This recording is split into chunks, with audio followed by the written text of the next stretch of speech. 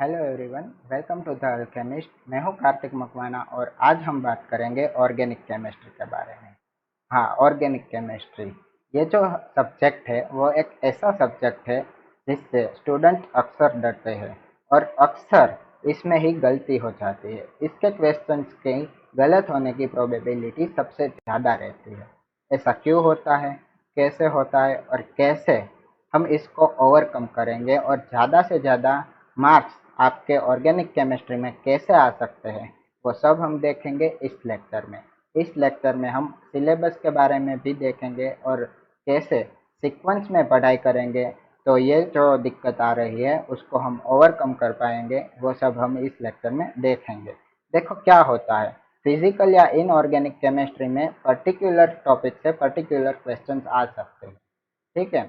अगर फिजिकल की बात करें तो अगर सॉलिड स्टेट से क्वेश्चन आएगा तो सॉलिड स्टेट से ही आएगा। इसमें कभी केमिकल काइनेटिक्स मिक्स नहीं करेंगे। ऑर्गेनोमेटालिक और कोऑर्डिनेशन केमिस्ट्री का कभी कंबाइंड क्वेश्चन नहीं आ सकता, लेकिन ऑर्गेनिक केमिस्ट्री में ऐसा नहीं है। ऑर्गेनिक केमिस्ट्री में कंबाइंड क्वेश्चन आ सकते हैं। देखो कैसे होगा कि पहले स्टेप में अगर आपको कोई रिएक्शन होगी या नेम रिएक्शन होगी तो क्या होगा, फिर इंटरमीडिएट बनेगा। ठीक है, तो उसमें नेम रिएक्शन भी आ गया और इंटरमीडिएट भी आ गया।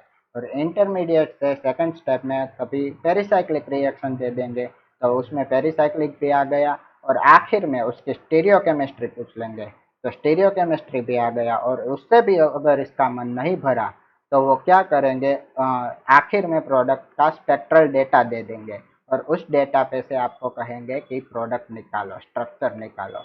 तो वो सब आपको आना चाहिए। तो एक क्वेश्चन करने के लिए आपको कितने टॉपिक याद रखने होंगे? सारे टॉपिक आपको याद रखने होंगे, तभी आपका क्वेश्चन सही होगा। ठीक है, लेकिन इसमें कोई दिक्कत नहीं है, सब आ जाएगा अगर एक सीक्वेंस में इसको पढ़ा जाए तो। किसी भी टॉपिक को कहीं से भी उठा के ऑर्गेनिक केमिस्ट्री में हम नहीं पढ़ सकते। आपको ऑर्गेनिक केमिस्ट्री पहले से शुरू करके आखिर तक पढ़नी होगी, तभी आपको क्वेश्चन आएगा। और वो सब क्वेश्चंस जो होंगे वो हम यहाँ पे करवाएंगे। तो आइए शुरू करते हैं सिलेबस से। इसका देख लेते हैं सिलेबस क्या होगा। तो सिलेबस में सबसे पहले आएगा GOC, general organic chemistry. General organic chemistry जो है वो केमिस्ट्री की एबीसीडी है। अगर आपको मानो कि इंग्लिश लैंग्वेज पढ़नी है तो आपको एबीसीडी आनी ही चाहिए। एबीसीडी के बिना आप इंग्लिश लैंग्वेज नहीं पढ़ सकते। ऐसे ही आपको अगर ऑर्गेनिक केमिस्ट्री पढ़नी है तो जीओसी आपको आनी ही चाहिए। अगर जीओसी नहीं आई तो ऑर्गेनिक केमिस्ट्री आपको नहीं आएगी। जीओसी में हम क्या देखेंगे, इलेक्ट्रोफाइल क्या होते हैं, न्यूक्लियोफाइल क्या होता है, बेसिक बेसिक टॉपिक्स होंगे, लेकिन ये काफ़ी इंपॉर्टेंट होंगे। ठीक है, इलेक्ट्रोफाइल क्या होता है, न्यूक्लियोफाइल क्या होता है, फंक्शनल ग्रुप्स जो हमारे होते हैं उसका नेचर कैसा होता है, एसिडिटी कब इंक्रीज करेगी, बेसिसिटी कब इंक्रीज करेगी या कब डिक्रीज करेगी, या फिर उसका ऑर्डर पीके वैल्यूज क्या होते हैं, ये सब हम पढ़ेंगे जनरल ऑर्गेनिक केमिस्ट्री से। जनरल ऑर्गेनिक केमिस्ट्री से भी सीधे क्वेश्चंस भी आ सकते हैं। जीसेट में अगर इसका वेटेज देखें तो 2 या 3 क्वेश्चन का रहता ही है।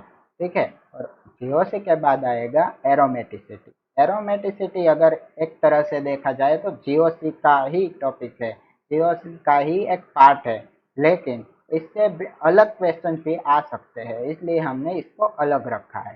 ठीक है, इसके बाद आएगा reactive intermediate. Reactive intermediate most important part है ऑर्गेनिक केमिस्ट्री का। अगर रिएक्टिव इंटरमीडिएट आपको आ जाए तो आपको मानो 50% ऑर्गेनिक केमिस्ट्री आ गई। ठीक है, रिएक्टिव इंटरमीडिएट कितने होंगे? 6 होंगे। देखो, पहला होगा कार्बोकेटायन, फिर होगा कार्बेनायन, फिर होगा बेंजाइन, फिर होगा कार्बिन, फिर होगा नाइट्रिन, फिर होगा फ्री रेडिकल। ठीक है, ये 6 रिएक्टिव इंटरमीडिएट है, वो आपको आने चाहिए और इसी सीक्वेंस में हम पढ़ेंगे। और फिर आएगा रिएक्शन मैकेनिज्म। रिएक्शन मैकेनिज्म क्या है उसको हम अलग से नहीं पढ़ेंगे, अलग से टॉपिक की तरह नहीं पढ़ेंगे। हम अगर जब ये रिएक्टिव इंटरमीडिएट पढ़ेंगे तभी बीच बीच में हम रिएक्शन मैकेनिज्म पे करेंगे। कैसे करेंगे कि देखो, कार्बोकेटायन हम अगर पढ़ रहे हैं तो उसमें जितने भी नेम रिएक्शंस आती है, जितने भी रिएक्शन मैकेनिज्म आती है, हम तभी पढ़ लेंगे। ताकि आपकी रिएक्शन मैकेनिज्म जो है वो बेस एकदम पक्का हो जाए और कार्बोकैटायन जो है वो आपके दिमाग में अच्छे से बैठ जाए। ऐसे ही सारे रिएक्टिव इंटरमीडिएट्स और उसकी मैकेनिज्म्स और नेम रिएक्शन हम करेंगे, ठीक है। उसके बाद आता है रिएजेंट। रिएजेंट्स भी इतने ही इम्पोर्टेंट है जितने रिएक्टिव इंटरमीडिएट है। अगर 50% ऑर्गेनिक केमिस्ट्री अगर रिएक्टिव इंटरमीडिएट से आती है तो 50% ऑर्गेनिक केमिस्ट्री रिएजेंट्स में भी आती है। रिएजेंट्स जो होते हैं वो कितने होंगे, देखो 5 होंगे। जैसे reducing agents, epoxide and epoxide opening, oxidising agent, organometallic reagents और कपलिंग रिएक्शन। ये 5 जो होते हैं, ये सिर्फ 5 नहीं होंगे, रिड्यूसिंग एजेंट में भी कई सारे रिएजेंट्स आएंगे। ऐसे ही ऑक्सीडेशन में ऑक्सीडाइजिंग रिएजेंट में ऑर्गेनोमेटालिक रिएजेंट और कपलिंग रिएक्शन, और इस सारे में कई कई रिएजेंट्स है वो हम पढ़ेंगे, ठीक है। उसके बाद आता है पेरिसाइक्लिक रिएक्शन और फोटोकेमिस्ट्री। ये भी बहुत इंपॉर्टेंट टॉपिक है।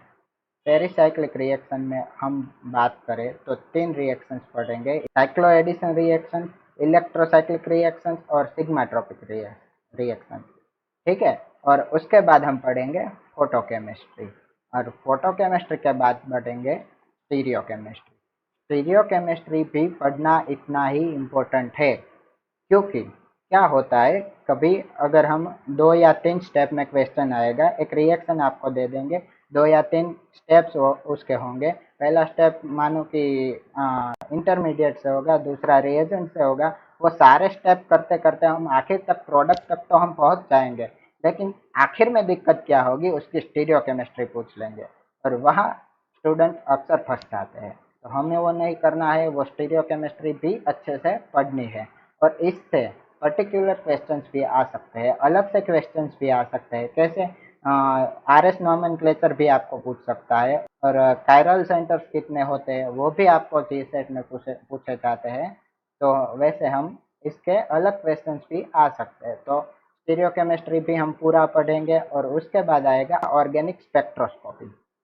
ऑर्गेनिक स्पेक्ट्रोस्कोपी में हम पढ़ेंगे आईआर स्पेक्ट्रोस्कोपी और एनएमआर स्पेक्ट्रोस्कोपी। मेनली हम इस 2 टॉपिक पे हमारा फोकस रहेगा, क्योंकि उससे ज़्यादातर क्वेश्चन हमें पूछे जाते हैं, ठीक है। और आईआर स्पेक्ट्रोस्कोपी में क्या पूछा जाता है कि कोई स्पेक्ट्रल आपको डेटा दे देंगे, एनएमआर और आईआर का दोनों का डेटा दे देंगे, और बताओ कि इनमें से इसका किससे ज़्यादा मैच होता है ये डेटा, वो भी पूछ सकते हैं। या फिर एनएमआर डेटा दे देंगे और स्ट्रक्चर बताने के लिए भी पूछ सकते हैं। तो ऐसे ऑर्गेनिक स्पेक्ट्रोस्कोपी से भी 2 या 3 क्वेश्चन आ जाते हैं, तो हम ये भी पढ़ेंगे, ठीक है। ये तो हुई सिलेबस की बात, लेकिन सिलेबस के बाद बात आती है कि ये सारा हम जो कवर करवाने वाले हैं वो हम कहाँ से करेंगे। तो वो करेंगे हम रेफरेंस बुक से। रेफरेंस बुक भी ऑर्गेनिक केमिस्ट्री में इम्पोर्टेंट रोल प्ले करती है। कैसे, कि देखो, फिजिकल केमिस्ट्री हो या इनऑर्गेनिक केमिस्ट्री हो, तो उनमें से हम अपने मन से क्वेश्चन बना सकते हैं, मैन्युअली क्वेश्चंस बन सकते हैं। फिजिकल केमिस्ट्री हो तो उसका यूनिट चेंज कर देंगे या फिर कोई नंबर चेंज कर देंगे, उससे क्या होगा कि पूरा क्वेश्चन जो है वो चेंज हो जाएगा। लेकिन ऑर्गेनिक केमिस्ट्री में ऐसे नहीं हो सकता। ऑर्गेनिक केमिस्ट्री में मन से क्वेश्चन नहीं बन सकते। अगर ऑन पेपर हम कोई रिएक्शन लिखेंगे तो वो रिएक्शन लेबोरेटरी में होगी या नहीं होगी वो हमें पता नहीं होता।